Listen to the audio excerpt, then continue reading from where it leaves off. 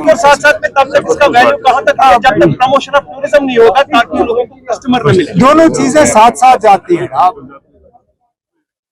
ये टूरिज्म हमारा जो सीजन है उसकी शुरुआत है। शुरुआत ट्यूलिप गार्डन से हुई। कल ट्यूलिप गार्डन जो है बंद होगा। अब नई नई चीजें हम ला रहे हैं जिससे कि टूरिस्टों के लिए यहाँ कुछ हो करने के लिए।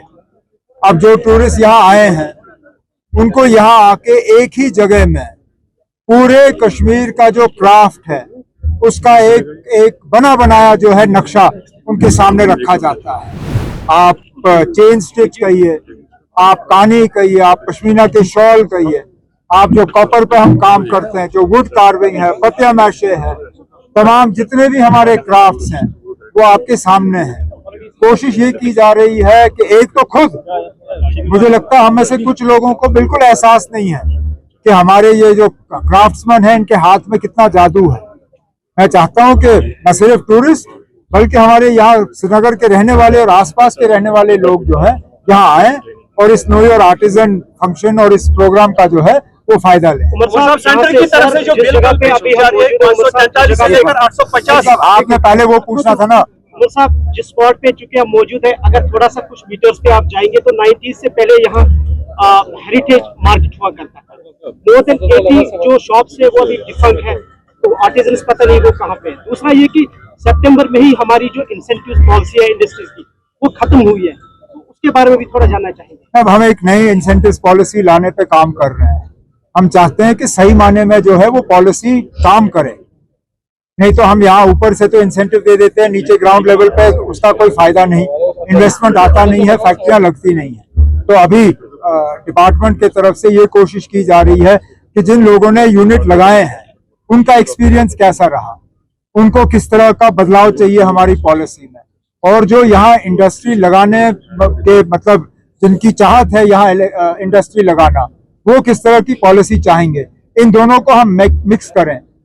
जो लगे हुए हैं उनकी क्या एक्सपीरियंस रही, जो लगाना चाहते हैं वो क्या चाहते हैं, इन दोनों चीजों को जोड़ के एक शानदार पॉलिसी जो है इंडस्ट्रीज और कॉमर्स डिपार्टमेंट की तरफ से लाया जाएगा, जिससे मुझे उम्मीद है यहाँ इंडस्ट्री को जो है एक बढ़ावा मिलेगा। सब सेंटर की तरफ से कल शायद बिल पेश की जा रही है, जो मेंबरान है 543 से लेकर उनको 850 किया जा रहा है। उसमें 33% वुमेन रिजर्वेशन बिल भी है। 815 स्टेट से होगी सीट्स और जो 35 होंगे वो टेरिटरी से होंगे। What's your reaction about?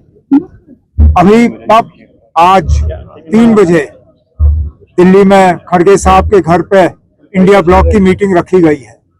मैं यहाँ रंगरेट में आर्मी का प्रोग्राम कंप्लीट करके वहीं जा रहा हूँ उस मीटिंग में हिस्सा लेने के लिए। फिलहाल नेशनल कॉन्फ्रेंस ने क्या करना क्या नहीं करना है वो हम उस मीटिंग में बात करेंगे, क्योंकि आखिरकार हम अकेले इसका कुछ नहीं कर सकते। मिलके इंडिया ब्लॉक को जो है फैसला करना होगा कि इस बिल के तहत जो है हमारा क्या रिस्पॉन्स रहेगा, पार्लियामेंट में हमारा क्या रोल रहेगा, चाहे वो लोकसभा में हो और राज्यसभा में हो। आज 3 बजे मीटिंग होगी, उसके बाद जब मैं श्रीनगर या जम्मू आ जाऊंगा मुझसे पूछ लीजिए हम क्या कर रहे हैं। है या नेगेटिव है?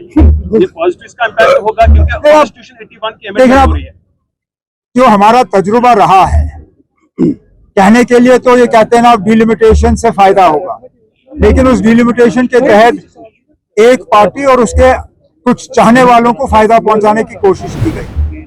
यहाँ जो सीटों का बंटवारा हुआ, जिस तरह कॉन्स्टिट्यूएंसीज बनाई गई, जिस तरह कॉन्स्टिट्यूएंसी के नक्शे खींचे गए, जिस तरह कॉन्स्टिट्यूएंसीज में कुछ वोटरों को हटा के दूसरी जगह लाया गया, मकसद सिर्फ यही था कि किसी ना किसी तरह बीजेपी और बीजेपी के जो दोस्त हैं उनको फायदा हो।